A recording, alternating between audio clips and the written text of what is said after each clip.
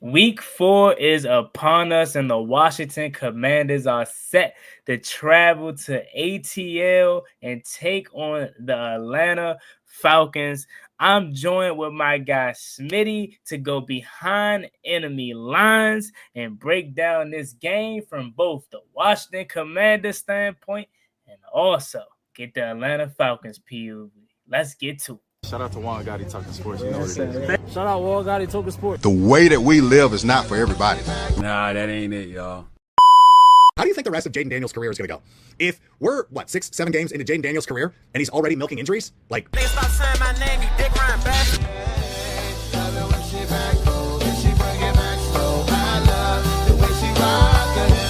love the way she move it, shake it on me. When she cry for him, and Shawty is the winner. You can tell that Shawty love again now, she's confident.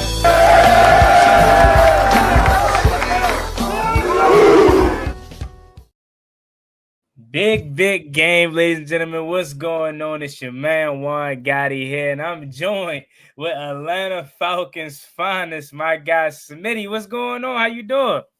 Hey Juan, what's good, man? What's good, man? Week 4, let's get it. Hey man, look, it's a big game.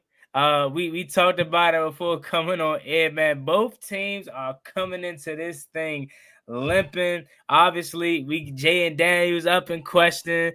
Terry McLaurin most likely not going to play. Like, we have been crazy wounded by these injuries, and for you were talking a little bit about that as well. And after that defeat on Sunday, 30-0 to the Panthers, I know you're definitely looking to get that bad taste out of your mouth. Oh yeah, man, that stung, man. I hadn't seen a game that bad in probably over a decade, man. That's something you can't accept, man. That should be a thing where that shifts your focus mentally.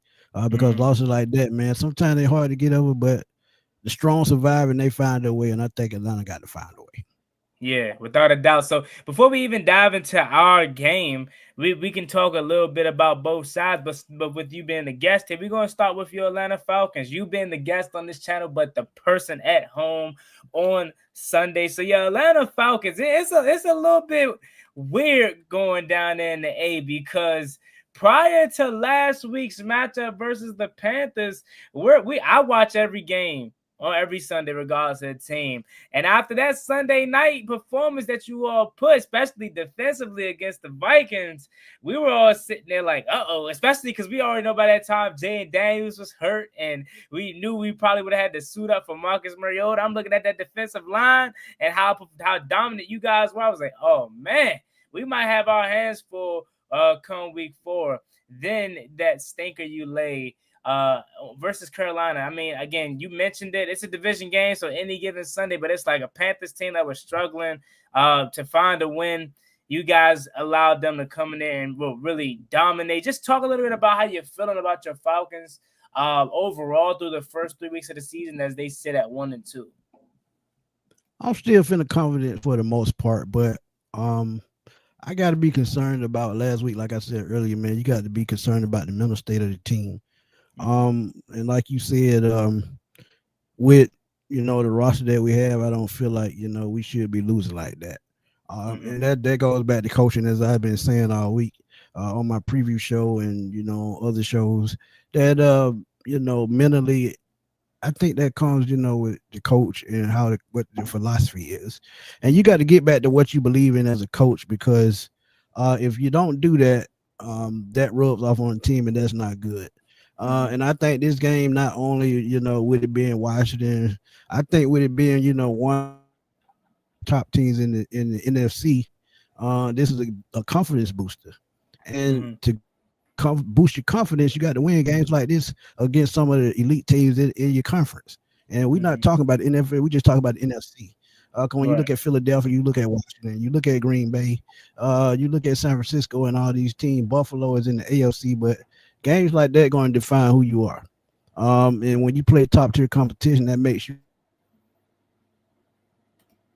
Now I know last week we talked about 30 and then you can't keep dwelling on that. Just move on. And as a coach, Raheem Morris has to fire up his man. Yeah, I mean, I was on an Atlanta show a few days ago, and A lot of those guys over there, they're kind of through with Raheem Morris at this point in Atlanta, and kind of feel like he's not the coach for you all in terms of, my question with him is situational game managing. Is he a true leader of men? I know for a while now that wasn't a question under our guy, who quite familiar, Dan Quinn. You already knew every Sunday you were going to be going to battle with him. Kyle Shanahan as the offensive coordinator. It's a bit different, right? Zach Robinson, right? Is that his name? Zach Robinson, the offensive coordinator. Right. For me, just looking on the outside, looking in, I feel like the thing that thrives your team, and you can correct me if I'm wrong, is Bijan Robinson in that run game. Like Bijan Robinson, Tyler Algier, that is not anything to play with. And when you have a young quarterback and Michael Penix, I feel like that's what you need to lean on a lot. And Absolutely. I didn't necessarily catch all of the Carolina game, but from what everybody said, it was Michael Penix's worst performance. But I have to help to imagine they didn't make an assertive effort to run the ball on a consistent basis, whether that's because you were trailing so much or if that just wasn't the game plan. So just speak a little bit about your offensive side of the ball, and just going back to that Carolina game. I know you want to wash it, but what offensively was the biggest struggle for you? I'm pretty much over that loss, man. Like I said, we got to move forward. But I absolutely agree, man. That was my point in my preview show. You got to get back to what your team built for. And I know, it's a passing league, and I know we want to see Michael Penix succeed. But the best way to see him succeed is use your strength until, he develops into the point where you can put a game on his shoulder. And right now, I don't think he's at that point. So you lean on the run game with Bijan and Tyler. And I see it this week. Knowing that Washington is one of the better running teams in the league at number 2 at 157 yards, you got to control the clock. And the best way to do that is run the football. That sets up play action. They have to use more of that, no huddle. Running the football is going to be key. And Bijan, I think he's right at about 300 yards rushing already, but he only has one touchdown, that's receiving. So you got to find a way to get the ball in the end zone by running the football and chew up clock. And I think controlling the clock is going to be key to this game.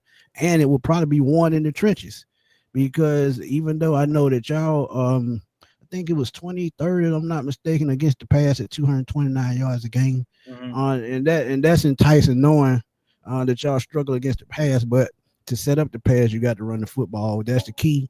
That's how the Falcons are built. And we know that comes from Arthur Smith's time in Atlanta. So if you keep that same offensive line, those same players, and that same game plan, run the football, man. You got to, especially one of the better backs in the league. You got to use it. Yeah, I agree. And then when you talk about better, you don't even just talk about better back. I'm talking backfield. You're up there with Detroit. When you talk about two guys that can come in and slam the door, you got one that can set it up, take one 30, 40, 50 yards to the house, and then Tyler Algier being your the person that can finish off drives and not be too slouch himself, because he's damn good as well. But you talk about us against the pass. I'm going to be completely honest with you. If it was a game in which Michael Penix would be set up to succeed through the air, it would be good. It would be this game. We just allowed Trey Tucker to have 3 touchdowns and a buck and some change through the air. And I would say a lot of it had to do with injuries, miscommunication, and we already were really destroying the Raiders at one point. So that can also, play a factor into why they were successful through the air, playing a lot of soft coverage, but no slouch, right? You admit, like, our pass defense has not been good. You go back to that Green Bay game, we got torched by Jordan Love through the air. So if there was a strong point in this game for my defense, it would honestly be stopping the run. And I'm so surprised that I'm saying that, because last year, especially in the NFC Championship game, we got put on blast that we couldn't stop the run. But now I think we're one of the best defenses in terms of stopping the run. This is going to be a real challenge. Through the first 3 weeks, we were able to shut down Tyrone Tracy, Devin Singletary. Week 2, able to kind of limit Josh Jacobs' impact. And in week 3, Ashton Jeanty, the 6th overall pick, he had a few solid runs, but for the most part, it was a miserable day for him. This is a different task. This is Bijan Robinson. I mean, we saw on Sunday Night Football what he was capable of. We saw what Saquon Barkley said about him, and that's one of the best of the best. So it's going to be a true test to see how our run defense fares against Bijan. But if we have another great showing, I think this is kind of like the final litmus test to see if our defensive line is really legit in terms of stopping the run. But definitely, if you want to have some key on Sunday, I know you might not want to hear it, but it might have to rely on the left arm of Michael Penix. And honestly, I don't have no problem with that. But all I'm saying is, make sure that you push them off the line of scrimmage. You can't let them. You can't let them rush the passer. At an effective rate. Push them off the line of scrimmage, and by that you run the football just good enough to set up the play action. And I understand, like I said, with the pistol formation, I get it. That's what you like. That's what he's comfortable with. But put him on the center, put a H-back or a fullback behind him in front of Bijan, and just let him run wild, man. Because I just don't see him succeeding if he's just using one formation. It's just not going to work. Mm-hmm. Yeah, and for me, that was going to be my next point. Really, is how has Raheem Morris's teams in the past responded from games in which you had on Sunday? Has it always been we were able to bounce back, whether you won or lost, just performance-wise? Were you able to bounce back? Did it snowball into more multiple embarrassing losses and kind of got down on the locker room? Because I will tell you this, I was nervous. If there was no game on this schedule I was scared about this year, but this was the one that I was quite nervous about because of our recent success that we've had against you all. You know what they say, all streaks must come to an end at some point. I'm like, they were this close last year in our house. Michael Penix by far had his best game as a pro in that game. Threaten the needle, right? That fourth down play past Kyle Pitts, that's some balls right there. Like, to just thread and fire that in there like that. Like, that's the Michael Penix that showed you and gave you the confidence that this can be our guy. So just talk a little bit about how your team under Raheem Morris has responded after taking losses like you did on Sunday. And that what confused me the most, knowing and watching that Washington game last year, the type of throws he was making, and they're not taking shots down the field. I think we've only made 3 attempts of 20 yards or more, and that's 4%. That's terrible. With a kid with arm tatted like Penix, you got to take shots down the field. But the way the team the way the Falcons have bounced back, they bounced back early in the season up to a 6-3 record. They did fall off for a little while, and it kind of cost them a playoff run. But for the most part, Raheem knows how to get the troops fired up, to get it going, to get it back on track.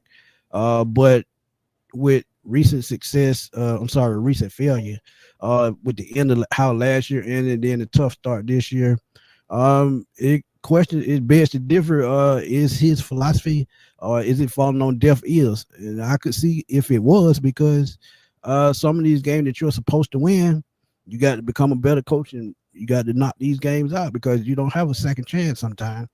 And for the most part, I think they'll bounce back this game, and I think this game is going to be one game that they have to get up for, because if they lose to Washington, I feel like playoff chances are going to fade just a little bit more. With Buffalo coming up, that's going to be another tough game.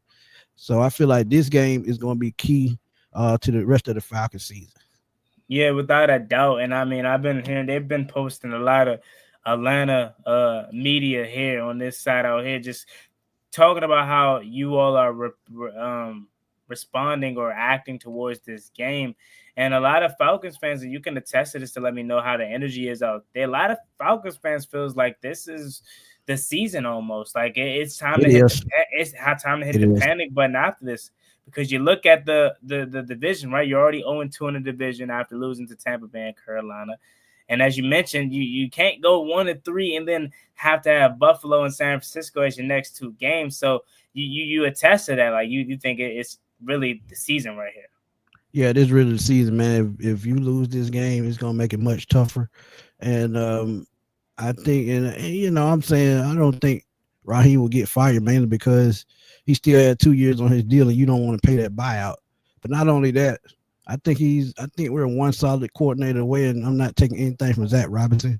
He's still young, only his 2nd year. But he has to get things together, and he has distractions off the field as well, because we know he could be a head coach at the end of the season at his alma mater, Oklahoma State. So focus on what you can right now. Build these schemes and, figure out the playbook and how you want to run it. and help this young quarterback come along. And also, I would like to see Kirk Cousins voice his opinion that's a little bit more standing behind Michael Penix and helping him as well as a veteran quarterback. I feel like they come together the whole. I feel like Penix can turn around just a little bit faster because, as you said, you saw the 3 games that he played last year. He was rifling the ball all over the field. So the talent is there. It's just about coaching, getting the kid on the right page. And this should be the game that he picks himself up, because if the Falcons win this game, it's going to be a confidence booster for Michael Penix more than anybody, especially the game he had last week. So, yeah, I just feel like, they got to win this game. No doubt about it.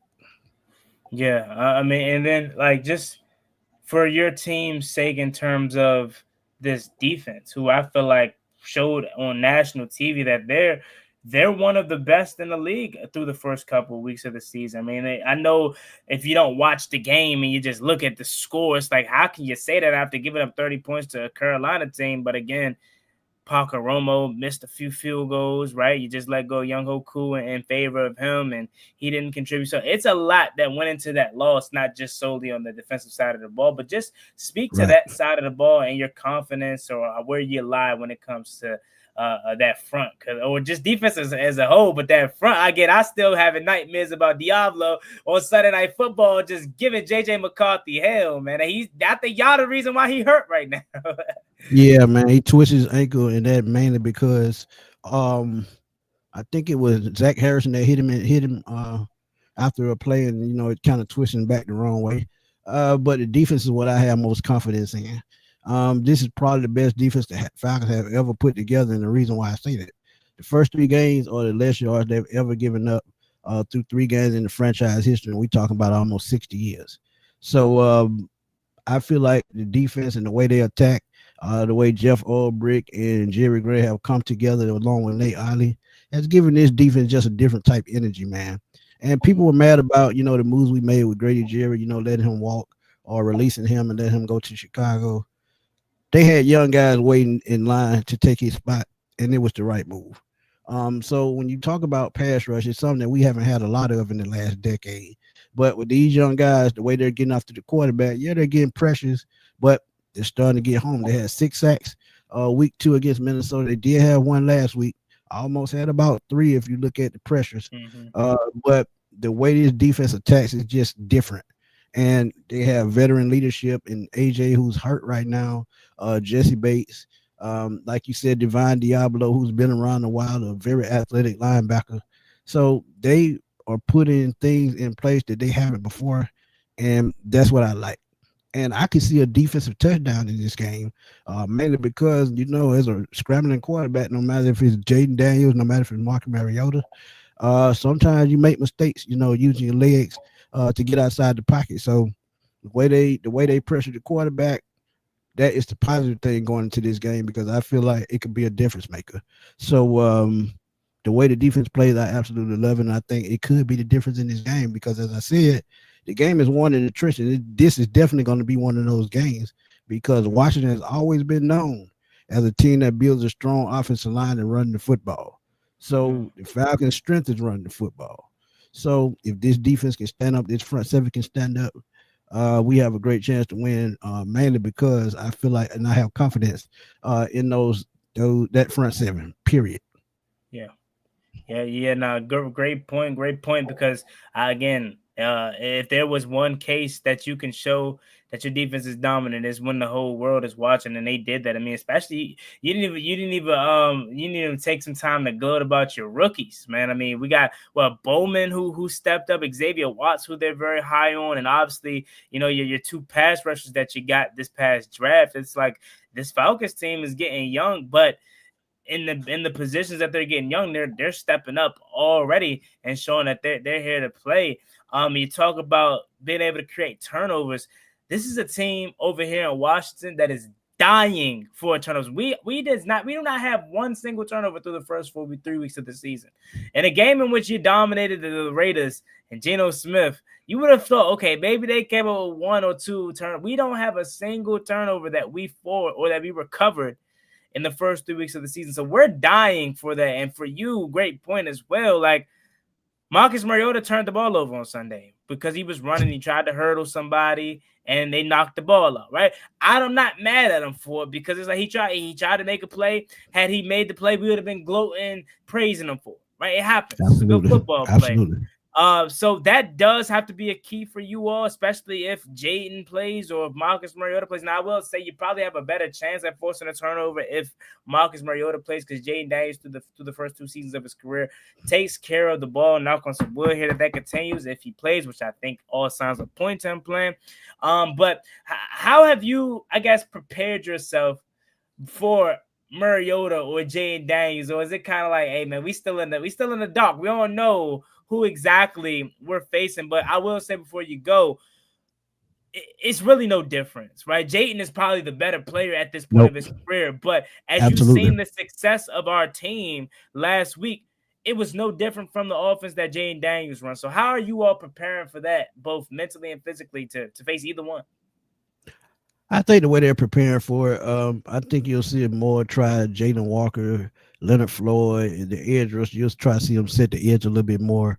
And with the linebackers, you probably have to have Divine Diablo, the spotted quarterback.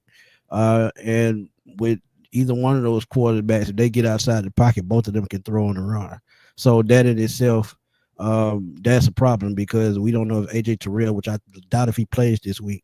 If you get them time in the pocket, they're going to attack that side of the field. Now, D. Offord, he stood up well last week, even though we gave up 30 points. D. Offord played very well last week, and a lot of Falcon fans were kind of surprised about that. But if you give these guys time in the pocket, they can pick you apart. So I feel like spying in with Divine Diablo and those edge rushers setting the edge properly, I feel like we can contain either one of those guys. But mentally, I think they're going to prepare just like they did for Bryce Young last week. And like I said, spying the quarterback, setting the edge like they're supposed to. And you got to think they only gave up 224 yards against the Panthers last week. They did their job. They just kept giving Carolina a short field, and then the pick six did not make it better. So, just spy the quarterback and set the edge. I think that's the key. Great point there. I think for Washington, we go into this game. A lot of teams love making that point. Oh, spy Jaden Daniels, contain him. But man, it's easier said than done. It truly is. Absolutely. Where whoever you get, it's definitely gonna be a challenge that I think we're gonna be up for. For me again, Smitty, I think I'm a little nervous because we've beat you guys last year, the year before that, 2022. I think it's a 4 straight wins. I want to say 4 straight. Yeah, that got me a little nervous. Had you still had Desmond Ritter around or somebody of that nature, I'd probably been like, hey man, we this is an easy win for us. But knowing where we stand on the injury report, it would have been great to take advantage of H.A. Terrell, but guess what? Our best player on offense, not named Jaden Daniels, Terry McLaurin, is not playing in this game. More likely than not, it hasn't officially came out that he's not playing, but all signs point to him not playing. Noah Brown, no word on Noah Brown too. Those are 2 of our top weapons offensively that most likely will miss this game. Now, I will say, Deebo Samuel, thank you for whoever felt like he was washed up, trash, out of shape, whatever they wanted to say, but he has been everything we wished for in a wide receiver, to weapon, to whatever you want to say. He's been perfect. Return game, receiver, he's been everything. And I feel like that success can continue on Sunday. But it's like, who else is going to step up now that Terry McLaurin is not going to be out there more likely than not? Is it going to be Zach Ertz, who seems to be getting better with age? Is it going to be Jalen Lane, our rookie, who just won Offensive Rookie of the Week? Pepsi Zero Sugar Rookie of the Week, I should say, for his punt return that he had. We have guys, but who is going to be that person that can put fear into this Falcons secondary's heart? I mean, again, losing AJ Terrell is huge, but it ain't gonna be as nerve-wracking as it probably would be for you had Terry McLaurin been out there. Yeah, and I think this is the main reason why this game is going to be won in the trenches. You don't have your number 1 receiver. We don't have our number 1 cornerback. So we do have other weapons on each team, but I think with the way the rookie running back is played for y'all, and how your offense is built around y'all mobile quarterback. That's why I think running football is going to be key for both teams, and that's why both defenses have to be prepared to stop the run. And if it ends up being that kind of game, that means whoever controls the clock, whomever controls the clock, and whomever's make the most plays in the clutch wins this game. Yeah, I definitely could see this being a 20-17 kind of game, not because both teams lack offensive talent, but again, as you mentioned, the strong suit of your team is running the ball. And for us being down a lot of our weapons, we're banged up offensively and defensively. I look at Kyle Pitts like, hey, that this might be one of his games where he probably goes off for $120 and maybe a touchdown, because we have not been able to guard tight ends to save our lives for the past years. Tucker Kraft on Thursday Night Football against the Packers gave us hell. Brock Bowers, not so much, but that it's the Raiders. Like, we can chalk it up to that being the Raiders. But the Raiders are really not a bad team. It's just that they can never come up in the clutch. I mean, they have a 73-year-old coach, true enough. But they need more weapons, man. Brock Bowers by himself is just not going to do it.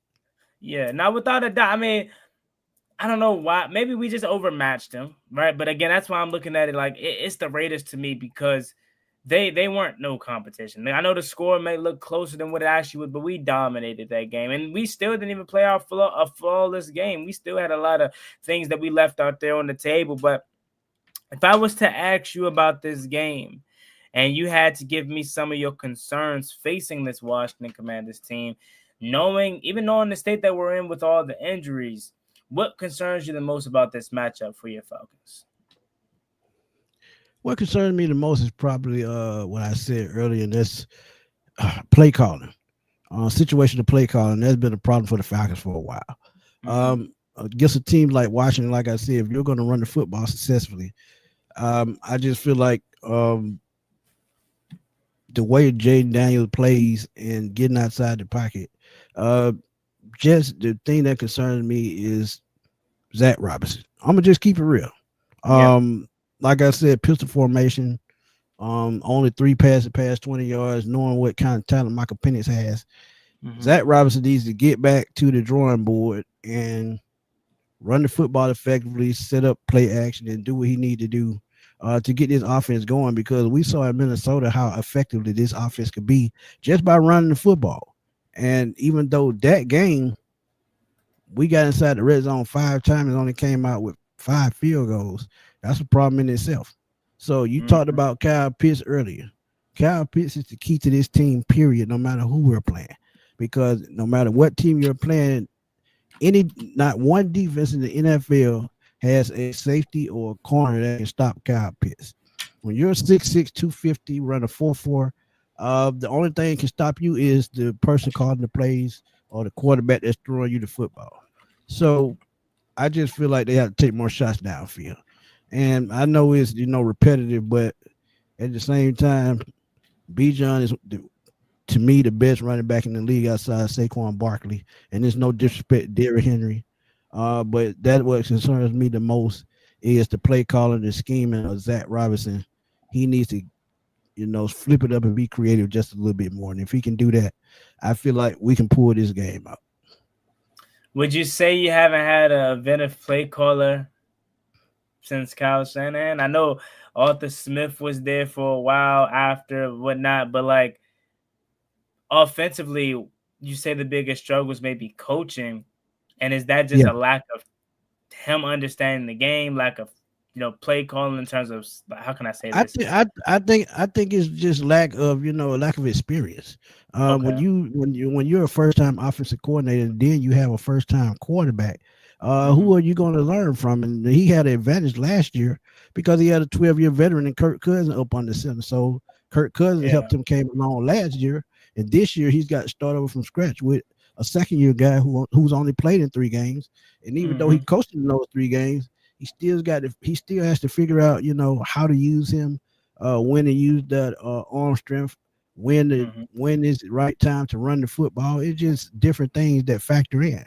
So if he learns how to use his offense correctly, I think they can turn it around, but if he doesn't, I mean, it's gonna be a problem. And people talk about the offensive line of the Falcons and losing your top tackle early in the season, but the offensive line held up very well. So now it's just play calling and scheming. What I'll say, let me see if I can test my football knowledge here for a second. Zach Robinson, did he come from LA under Rashawn McVay? Yes. Okay. Whew, your boy hot, man. Look, I know a little something, but nah. I do want to talk about your offensive line. You just brought it up because we'll get to injuries on both sides again. Look, it's a laundry list over here. Yeah, offensive line. I mean, I talked to some Falcons guys a few days ago when we were talking about how on paper and when healthy, this is one of the best units in the league. You know what I'm saying? Right. And I know you said you're a little bit banged up at the tackle position. Just talk to me about the confidence moving forward, with this offensive line unit. Can you get back to establishing your dominance up front for the remainder of the season again against Smitty? I'm not sure if it's going to be this week. I think if you have a really good showing on the ground, it's going to come from just Bijan being different. Like him, just his ability to take over a game by himself. Right. I'm not saying like we're going to completely shut him down or just destroy your offensive line, but this run defense is mean, man. With Javon Kinlaw, with Deron Payne, we got big bodies now in the middle. So, again, it's just going to – maybe can you get off to the tackle, outside runs, outside zones, tosses, just get them out in space. That may be a little bit difficult for us to stop. But And the way to fix that one, as the Atlanta Falcons, as an offensive coordinator, what they need to do, they need to scrap the pistol when they run the football. Like I said, get in the I formation, put a tight end or somebody back there to block for Bijan. If you're in the pistol formation, you have to run 7 to 8 yards to get to the line of scrimmage every time. That's a problem. Why is a problem?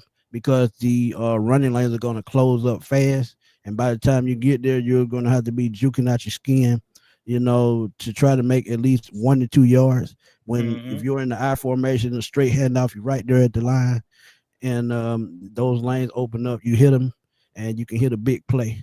So if they figure out, how to run without being in the pistol offense, I think, it becomes a much more dangerous run game. And I think they're going to do that this game. So, just be mindful of how to run, what formation to use. And I think if they do that, man, it's no one that can stop this, because you got to think. You said your offensive line, a little bit bigger up front, but you got a bowling ball and Tyler Algier as a running back. He can wear a defense down. So if you figure out, you wear a defense down with Tyler and then Bijan down the line, maybe third quarter breaks a big one. That's all they need to get that confidence back. So try to learn to run the ball other than the pistol offense, pistol formation. I'm sorry. Okay. I mean, your offensive line up front, right? Chris Lindstrom, Elijah Wilkinson. Like, just talk to me about those guys. Who'd you say you lost this season? Tackle? Caleb McGarry, right tackle. And like I said, man, Elijah Wilkinson is a veteran, man. He's been in the league about 8 years, and he's held up very well. A little bit more surprising. You got to think Ryan Uziel, first year as a full-time starter. Darman went to Chicago as well. So Ryan Uziel, he's held up well. So I feel like all they have to do, like I said, is, assert their will. That's all they have to do. And that's all they've been doing all season. So if they assert their will like they're supposed to, and if we have a problem on that right side, Charlie Warner, all they do is place him on the right side to help with blocking.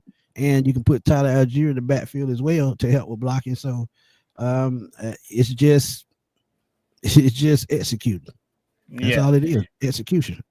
Without a doubt. I would be remiss to not ask your thoughts on Parker Romo thus far. Young Hoku, we know how good he was for you in the past, but it didn't end up well. Your just thoughts on the whole kicking operation thus far. I mean, it's a problem you're going to have until you find someone that you're confident in. And Younghoe Koo, he had a great run here, and I'm not going to knock him. Former Pro Bowler back in 2020, led the NFL in field goals that year. He had a nice run, man, but last year, mentally he fell off. Injuries kicked in, and I think it followed him all the way into this year. Yes, he was 2 for 3, but when we needed him most, he missed a kick. Now Parker Romo went 5 of 5 against Minnesota, but at the same time, he's still young as well. So yeah, he did go 0 for 2, but you got to have confidence in a young guy. You just can't keep switching kickers. Somebody's got to be consistent. Somebody's got to stay, because if you keep switching, then guess what? Blocking changes. So yeah, I mean, if they find the right one, we'll know, and we'll just have to trust the process until we find the right kicker. If it's Parker Romo, then it's Parker Romo. If not, it may be time to move on. And Marquise Williams has been fired once by the Falcons, so maybe his job might be in jeopardy again. Look, we in the same boat when it comes to kicking, man. Matt Gay has not been pretty for us to start the season, but our coaching staff is standing by him. Man, I'm already through with him, right? Like, look, last week he made a 55, 56 yarder. Cool. The only reason he made that was because Pete Carroll before had called a timeout to ice him. The one before he iced him, he missed. So had he not chose to call the timeout, he would have missed. To start the game off, after we score a touchdown, he kicks the ball out of bounds. So that puts him up at the 40. Like, right. I'm kind of through with him, but we're gonna ride with him. But it would not shock me. Again, knock on wood, it would not shock me if he had a poor performance in Atlanta as well. And then another thing about the special teams operation that people probably don't take into consideration, right? It's everything as you mentioned, the blocking up front. Right, the snapping takes a factor as well. If you got to roll out with Parker Romo at this point, like, what I'm saying, at least allow him to get some reps and some rapport built with your punter Bradley Pinion and the long snapper, similar to us, like Tress Way, our punter. Like, it's different.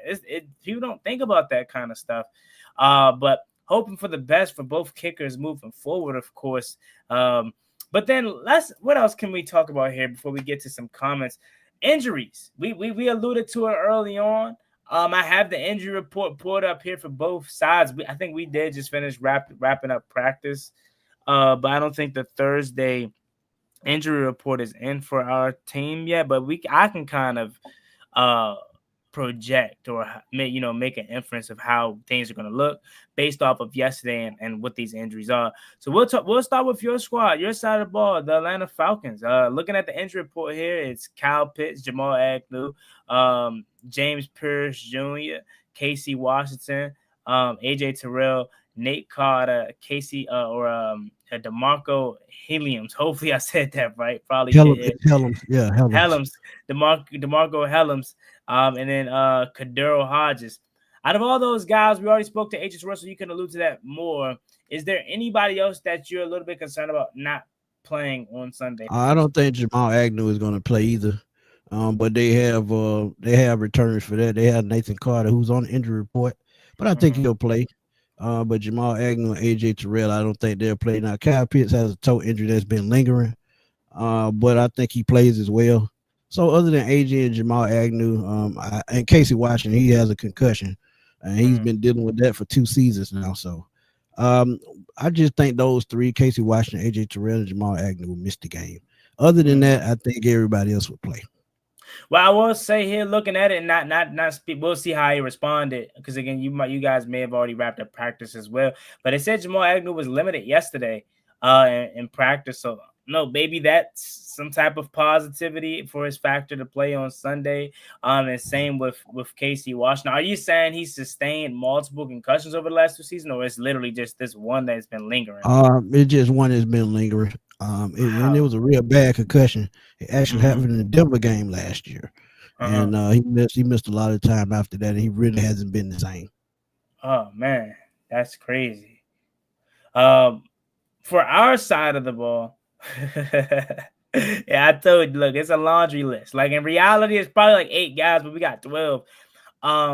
Trey Amos, our outstanding rookie cornerback. Quite frankly, I would already say he's cornerback 1 here in DC. He's dealing with the calf. He was limited yesterday. I expect him to play.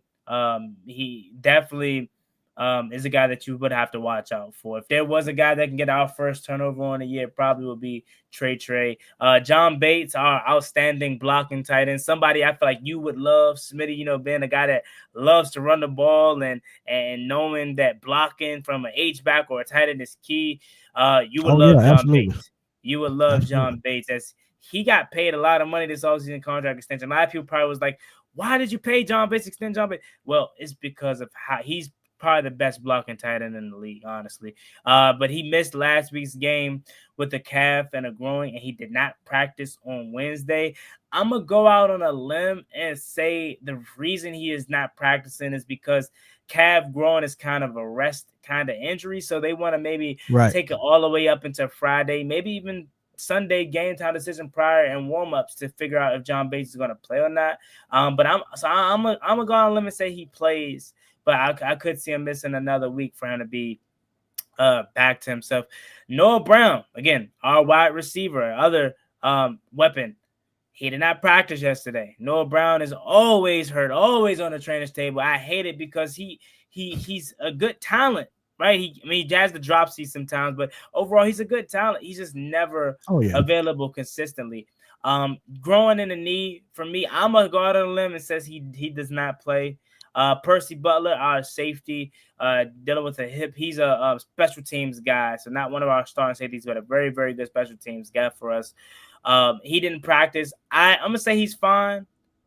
We are down Will Hurst, our starting safety, who broke his leg on Sunday, so that's gonna be a little bit tough. Done for the season. Yeah, done for the season. They say it's a fracture, but I've always heard like with injuries, you would almost prefer it to be a clean break than a fracture because the fracturing is too much of a swelling, and you can't really tell if it's broken until the swelling goes down. So we don't know exactly this time. I'm with you, though. I assume with it being a fractured fibula tibula, he's probably done for the year. On that list also is our running back, Ja'Cory Krosky-Murray, our 7th-round rookie who's been kind of taking the league by storm. He's going to play. He's good, more likely than not. Just a little bit soreness with that knee. I think he's going to be your secret weapon, honestly.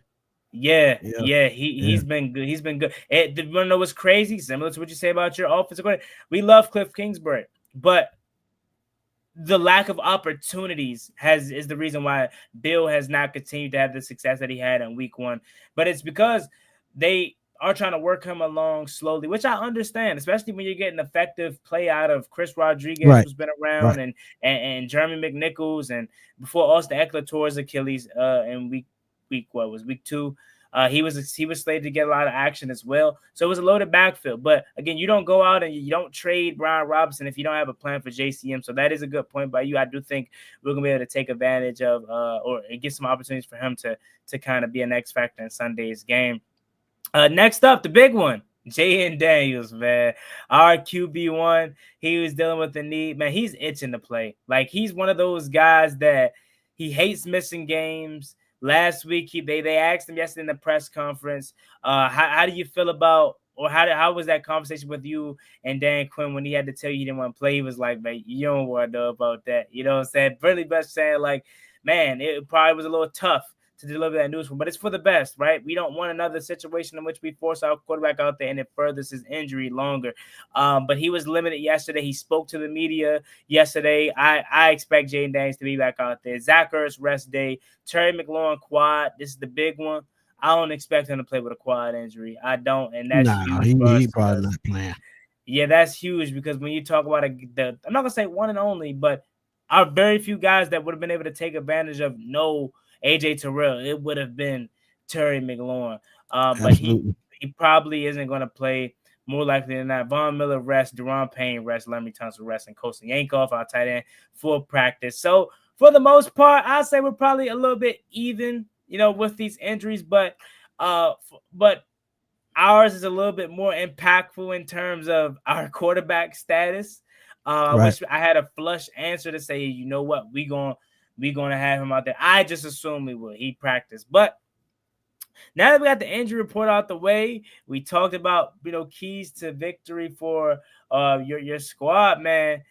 Let's talk about final score. How do you see this game playing out? You can get some more key to victories if you want. and just talk to us about how you feel about Sunday's matchup. I feel confident for the most part. As I said, I think this game is going to be won in the trenches. So I think both run games are going to be key. Like you said, y'all don't have y'all number one receiver. We don't have a number one cornerback. So that's kind of a tell and tale. And no matter who plays quarterback for y'all, either quarterback can still use their legs. So that's a danger in itself.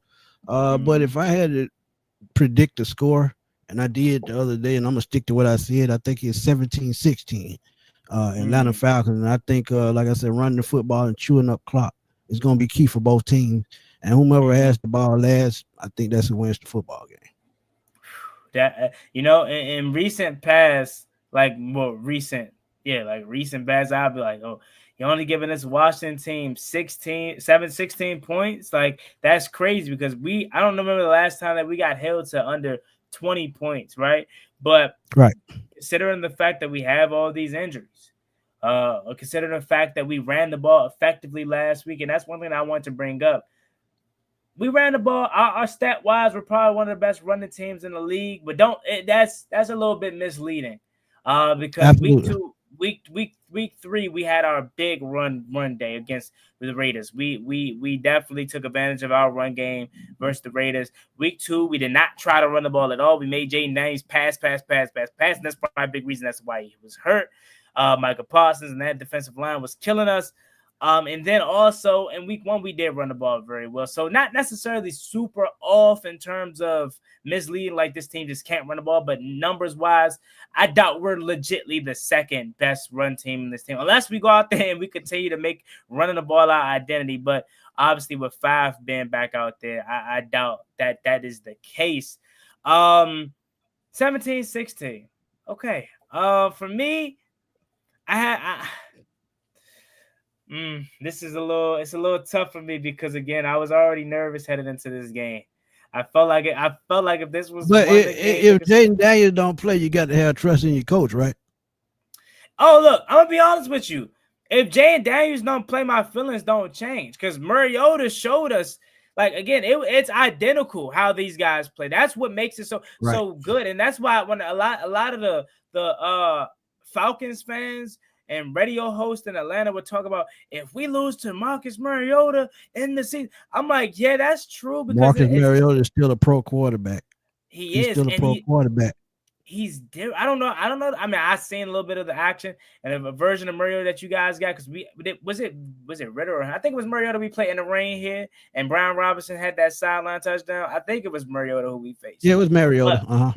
And then Deron Payne got the tip and interception on the goal line. Right. All games are always close, man. Damn. Yeah. It's always like a heart attack ending between us. But between that one last year, Taylor Heineke just throwing it up the turf. Like we always have some close games. But I say that to say this Mariota is different, man. Like I don't know if it's just because he's much older, like obviously a little bit more wiser. Not that he was not young like a spring chicken with you all, but I don't know if it's that or if this offense fits him to a T, which I think that is what it is. Like this college style Oregon-esque offense. Fit is everything. Yeah, man. I was like, man, if this is the Mariota we're getting, I would survive with 5 one more week. Like personally, Smitty, if you ask me, would I start Jaden Daniels? No, I would let Jaden Daniels get one more week, of rest before we face the Chargers, before we face the Bears, before we face Dallas. But if the doctors, give him the go and says that he's good, I mean, I put him out there. But we're in a situation we're good. Like Mariota was able to run effectively, get the ball out of his hands, make the big play when they were there. Wasn't forcing it. So I'm kind of right there with you, right? Like a lot of Falcons fans feel like if y'all lose to Mariota, if he plays, like this is the worst thing that could happen. Which again, as you mentioned, this is practically the season, so it sucks. But I just wouldn't get too down. Like Mariota is still I mean, if you trust your coach, and I trust Dan Quinn. And I feel like Dan Quinn can win in more ways than one. We talk about the quarterback position being the best position or the top position. Mm-hmm. If you're coaching, we know he can coach defense. If the defense can hold up, keep Bijan and Tyler in check, keep Penix in check, I mean, that's all he has to do. So I know quarterbacks are important, but coaches are important too. That's all I'm saying. Yeah, and we'll address a few comments here, both from the Commander side, Falcons side. If you guys are coming from One Gotti Talking Sports, make sure you guys check out my guy Smitty.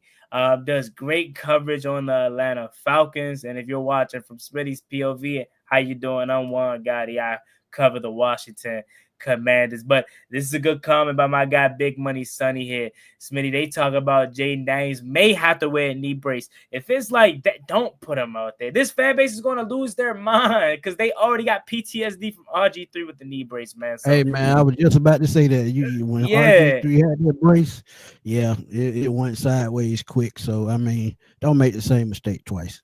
no, without a doubt. So and then we're in a good conference. We're in a, like we mentioned, a good space where we don't have to force him out there Yeah, if it's we still don't early. need It's to. still early.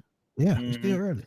Now, I will say, from talking to you, you seem a little bit more, easy about it and confident.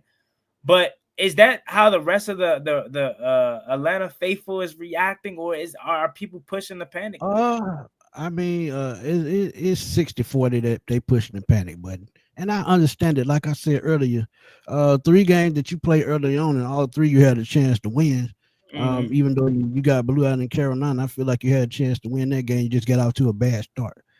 With Tampa Bay, you missed the field goal. I think Atlanta had the momentum in week 1, and missing that field goal took them out the game. Week 2, they jumped out quick, had the momentum in that game. So I feel like it's 60-40 that they're not trusting Zach Robinson or Raheem right now, which I get.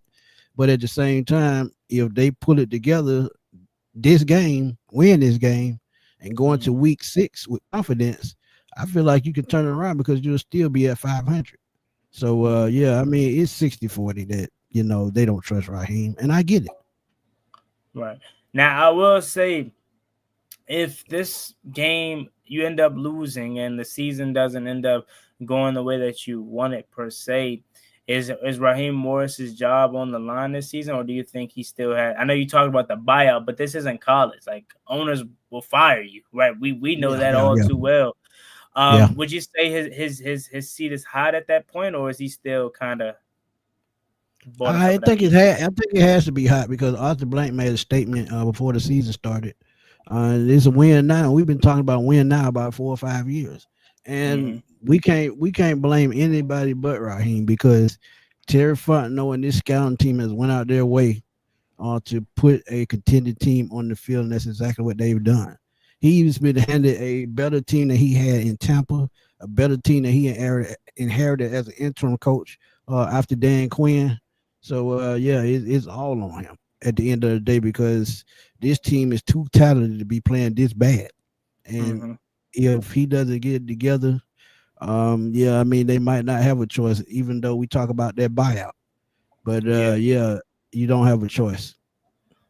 Great point. So before we get up out of here, we're going to take a few questions, few comments, and whether you're watching from my side or Smitty's side, whether it's about Commanders, Falcons, shoot away for a few minutes as we're about to wrap up the show here shortly. But we'll start with you, Smitty, and the Falcons here. Great question from Frisco. He says, why aren't we utilizing James Pierce for speed?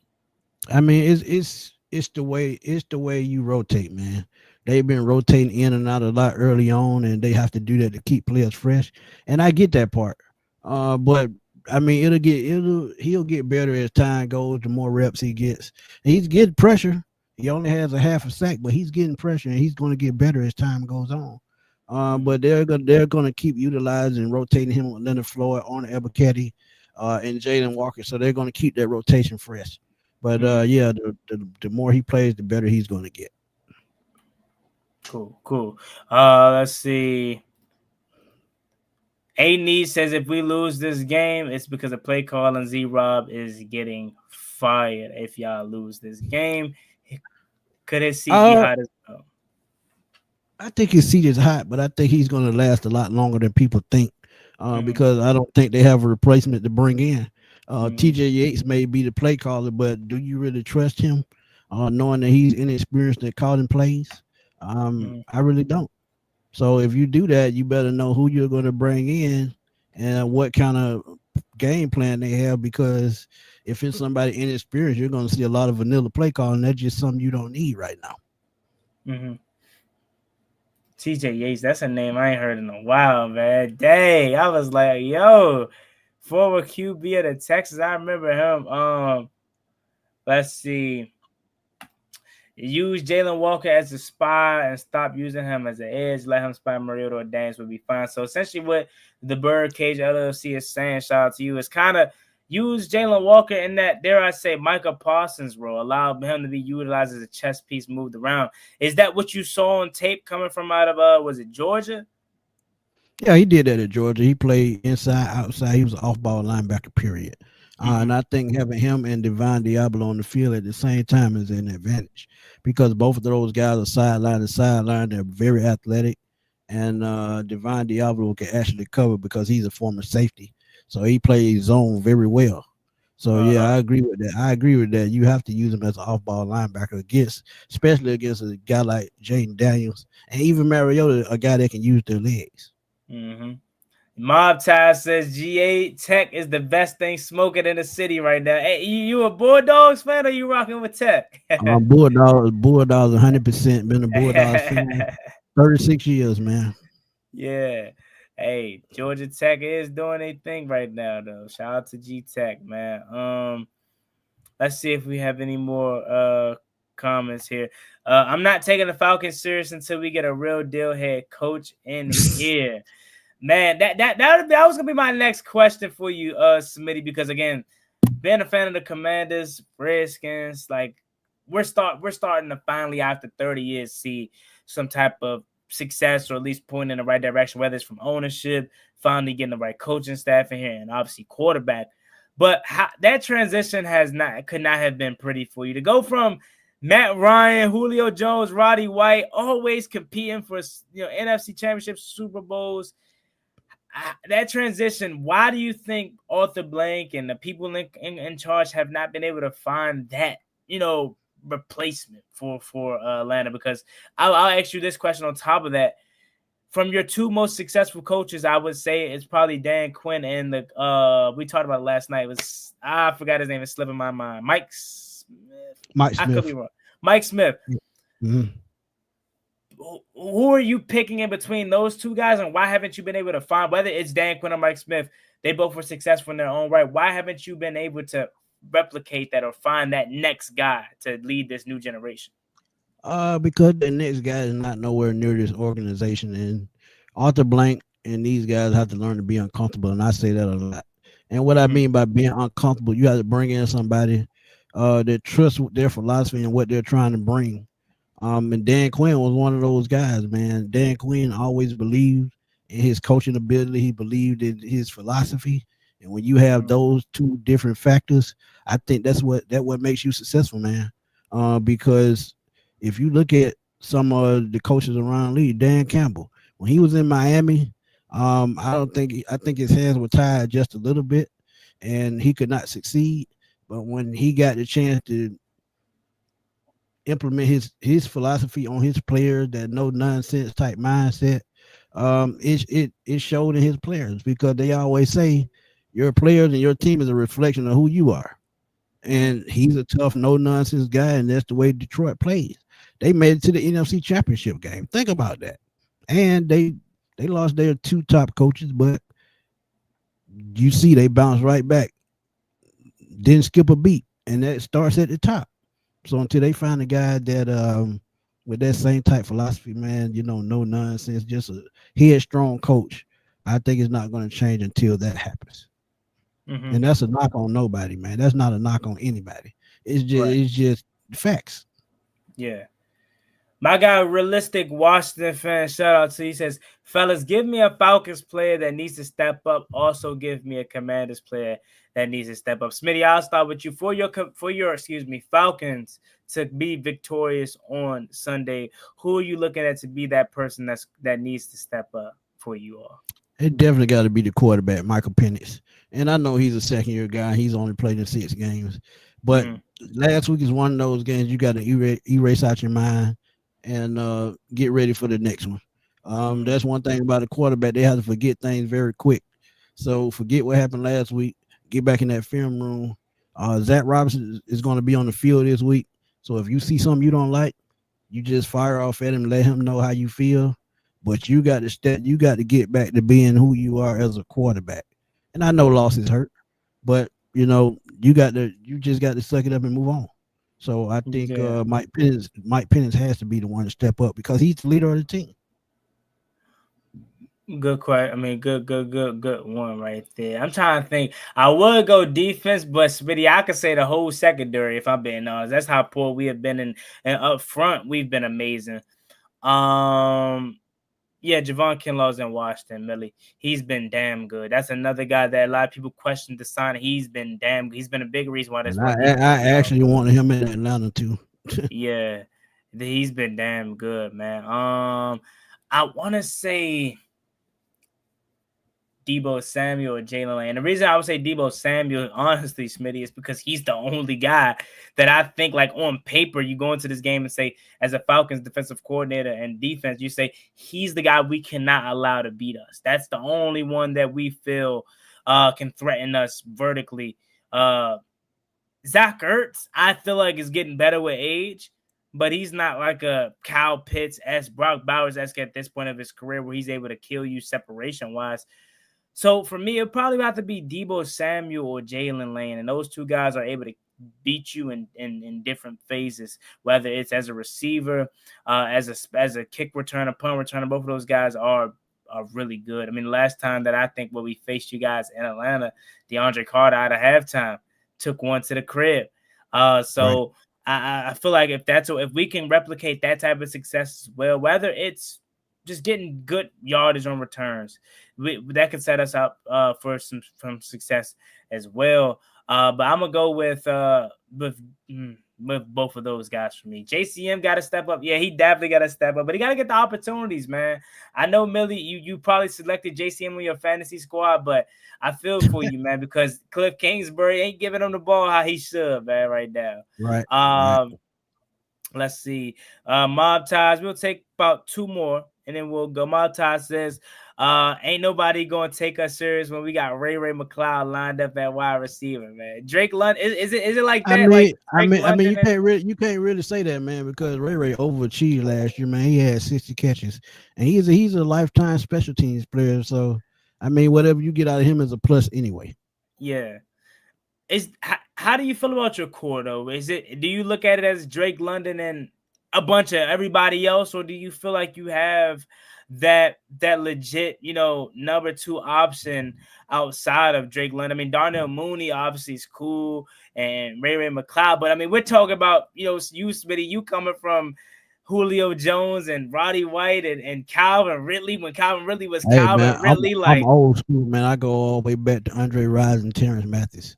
Yeah, and, when you talk about options on this team, I feel like he's Drake London, then it's Kyle Pitts.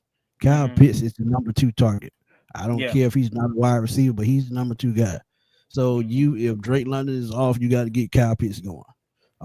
If he's off, then it's going to be a long day. But those two targets got to be your top two guys, and you got to find a way to get them open. 15 receptions, 135 yards for Kyle Pitts this year.